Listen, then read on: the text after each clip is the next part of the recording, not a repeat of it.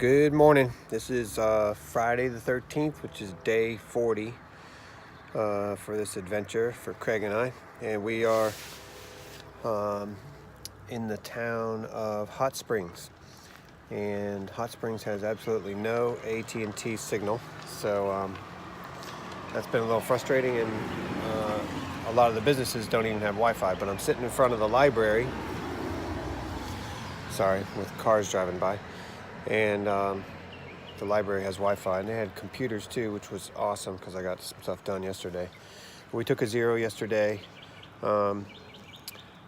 We actually weren't planning to take a zero. Craig and I and Mirage were going to hike on, but at the very last minute, around 1 p.m., we finally gave in to the nice weather and the nice day and said, okay, we'll hang out. So got a few extra things done, and it's about 7:30 a.m. right now.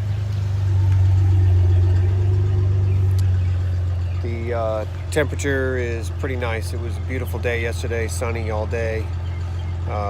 Today as well, it's going to be sunny all day. Temperature right now is probably like 45, I think. And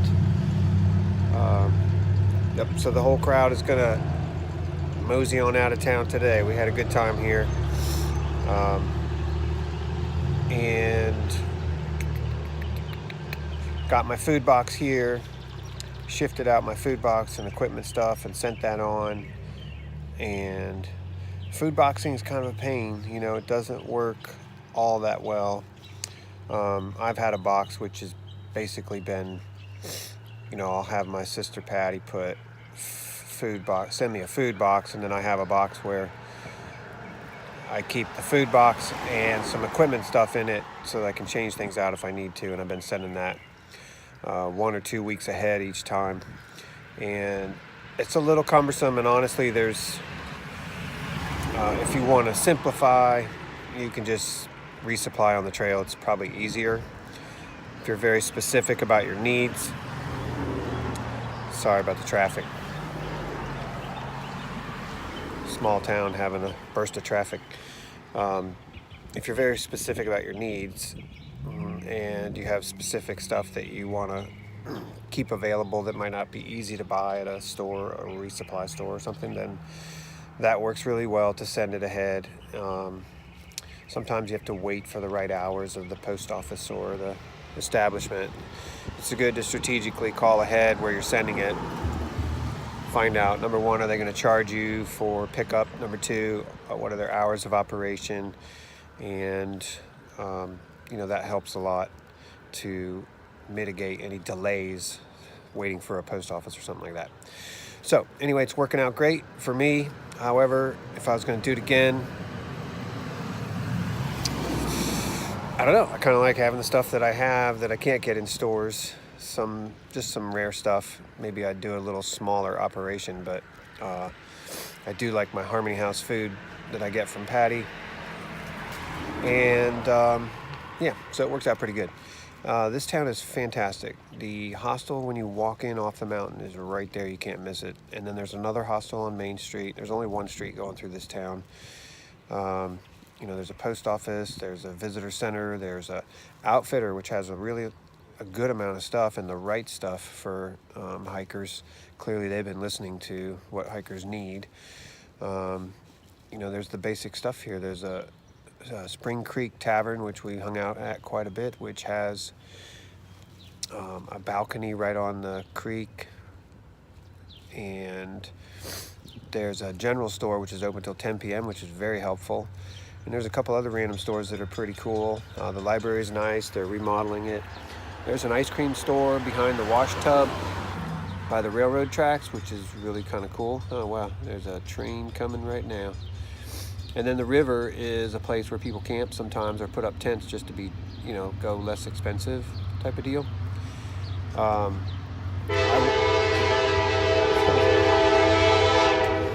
That startled me.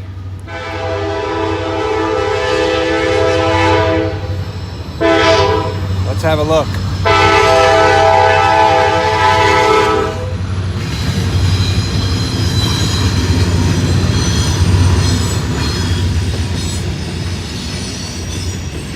Who doesn't like to see Norfolk Southern carrying coal to the coal plant? Isn't that exciting? All right, that's it for now. I'm gonna have breakfast. Some vagrant walking up the street. I'm gonna have breakfast with him. Kreger. All right, we'll talk soon. All right, I'm finally leaving the town of Hot Springs.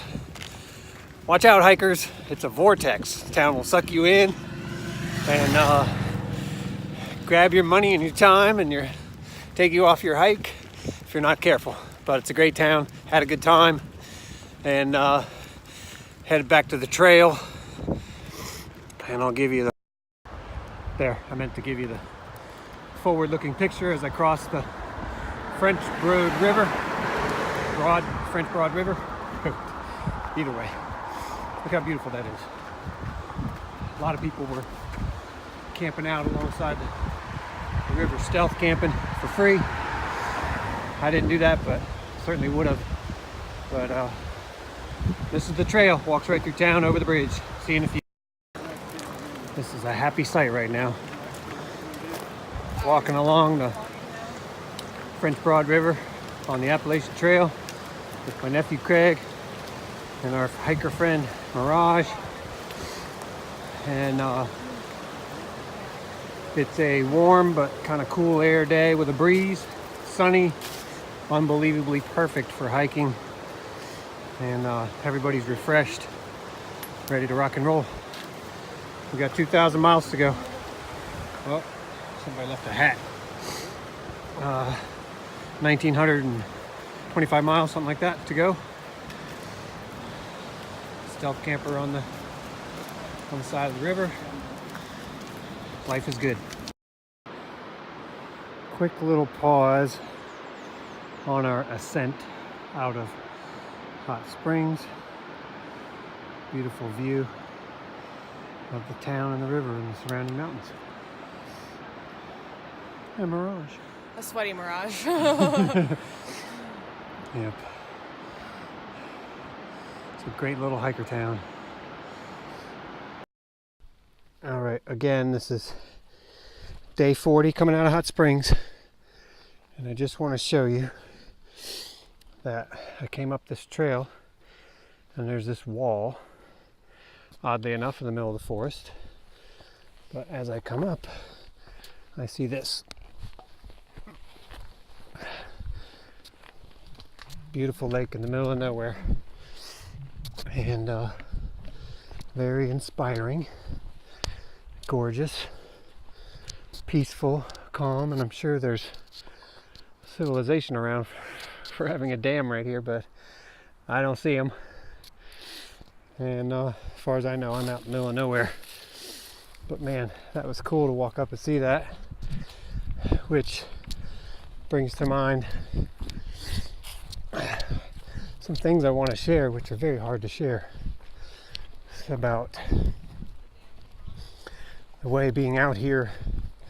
It's different than anything I've done before as far as going out on a trail and hiking. You know, I get to see the beauty, but when you're out here for days and weeks at a time with the intention of being 6 months on a trail, it's more like, it's just a very different experience. There's, you know, this aspect of I'm living here out in the wilderness, and seems like to me the relationship with everything out here is a little different than anything I've experienced, just because I'm out here being a part of it. And it just is so much more satisfying, so much more inspiring. And speaking of inspiring, I'm on day 40 and I've hiked probably, you know, I've been out here 30 days out of the 40. And every time I come out of a zero, I feel stronger, I feel more confident, and I feel like my body has got a lot more power, strength, and reserve. My legs are strong and I get going. You know, you're always coming out of a zero usually from a gap, and so you go uphill for a long time, and my legs just have endless energy, and I get charging up a hill. When I say charging, you know, it might be a slow walk, but the energy it takes is that of charging forward and my legs are pumping, and yet, you know, and they're burning, but it's not a kind of burn of exhaustion. It's more of a burning with a strength behind it that you can call on those reserves if you need them. My lungs are pumping, but not desperate for air. My arms are pumping with my poles, and you just get into a rhythm, and it puts me into a sort of a, not a trance, but let's just say trance for the sake of, you know, just gets me in that space of like, go, go, go, and my body's working, my heart's pumping, my lungs, and my spirit feels full and excited and like possibility and accomplishment, and it's just fantastic. And then I see stuff like this, and it's just so much more beautiful than if I'd have walked off a parking lot and come out to take a picture or something. And it's just beautiful because it's almost like, I don't know, I'm more connected to it. That's all I know to say, but today has been so inspiring. And you know, every turn of the trail is a different variety of trail. And right now, we finally got to the point where the seasonal change is happening, where life is just springing forth. It's really freaking cool. Number one, because I'm freaking so sick of the cold, but number two, it's just beautiful and exciting to see these little flowers coming up, which I took a lot of pictures, but they're not on this video, but I'm gonna Facebook them because I like picturing flowers. But anyway, I feel like I'm getting a lot of why I came out here in the short time that I've been here, which is to say that I'm feeling so optimistic and feeling gratitude for what I've done, an accomplishment I've done, and for, I don't know, this sort of connection to nature just brings about some different things in my heart and my mind, and my spirit feels so alive. And I didn't want to share all this because it puts me in such a position of vulnerability for those of you watching, but I just couldn't hold it back either. I'm like, God, this is so freaking amazing to be accomplishing the miles out here in the woods. And believe me, there are some very difficult and discouraging moments along this trail where I was, you know, fingers and feet freezing and going, what the F, what the front door am I doing? And then the moments of like, oh my God, look how beautiful that is. Thank God I came out here and persevered and made it through the tough times, and I'm building such confidence. I know I can bust this trail out for 6 months because I'm so much more comfortable with it now. I don't have any fear of the dark or the night or the sounds. I haven't seen any bears, so I'm not reliving that fear. I did have a super scary bear incident in Yosemite 22 years ago that took me off the trail, but so I guess I had my share of that, but nothing out here yet, even though the people in front of me and behind me got harassed by bears during the night. A couple tents torn down, stuff like that, and that was mostly in the Smokies. But anyway, I am not afraid of the outdoors, not intimidated by it. I'm actually loving it, and that might sound stupid to some people, but because they live their life with the outdoors. But I've been the urban type for quite a while, and I am so happy to be here. So I just walked up to this sign. I don't know what it says, but let's check it out since we're here. These fields, locally known as Mill Ridge, were once used to grow tobacco and hay. They were purchased by the U.S. Forest Service in 1970 and now are important broad areas for turkey and grouse. Fruiting shrubs planted along the road provide food and protection for many wildlife species. Wildlife habitat management of these fields and surrounding forests is a cooperative effort between the U.S. Forest Service and the North Carolina Wildlife Resources Commission. hate to spoil the good news, but that's the story. That's the blue pill story right there, folks. The red pill story I'm not going to share with you because you probably don't want to hear it. I don't want to talk about it because I'm having a great time. So I've been rambling. I'm going to shut down for a moment. If I think of anything else that I wanted to share,